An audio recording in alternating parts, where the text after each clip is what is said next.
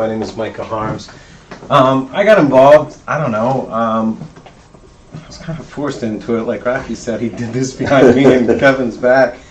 But we'd always talked about doing things. Rocky wanted to work with inmates and stuff like that. I wanted to work with the juvenile justice system and kids and stuff, because there's just horrible programs in the state for kids. They've actually shut down drug, any kind of like, what do you call them? Treatment zones and stuff like that.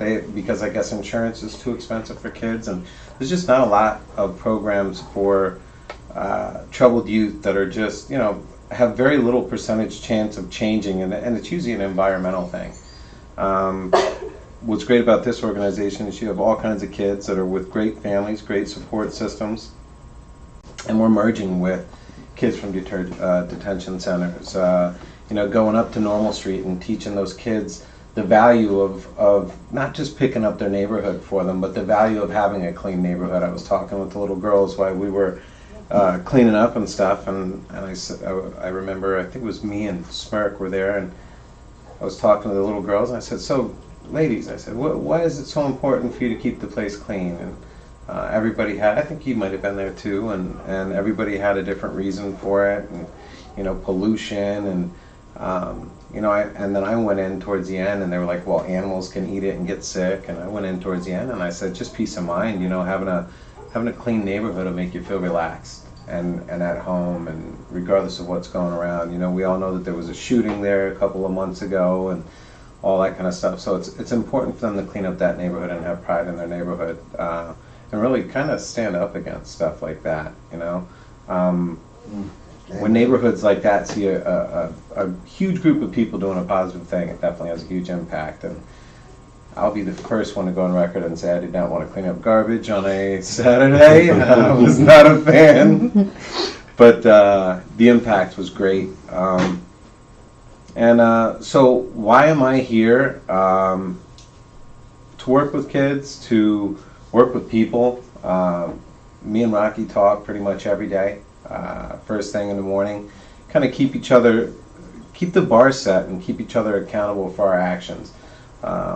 It's easy to slip even as adults and stuff like that. The world's a stressful place. It's meant to stretch you. So really, it's like Chuck said, I'm here to support Rocky. I'm here to support these kids. I'm here to come up with ideas. I'm here to do whatever I can to help this organization. Just make an impact in any which way we can, even if we help a couple of kids. It's a huge progress. And at the same time, it just constantly reminds me, like I said, we have conversations every day. Challenge yourself to change. I mean, in order to have an organization like this, we got to challenge each other consistently to change and stop taking shortcuts and have better attitudes towards things, change our perceptions of the way that we look at things, and just hold each other to a higher level of accountability. And we do. Yeah, for sure. And I think we're all becoming better people because of it. And at the end of the day, that's why it's important to be part of something like this. And through it, obviously, my goal of working with troubled kids, incarcerated kids and stuff is happening. So it's really neat. I've enjoyed every single little thing we've done, the salamander hunt, the hikes.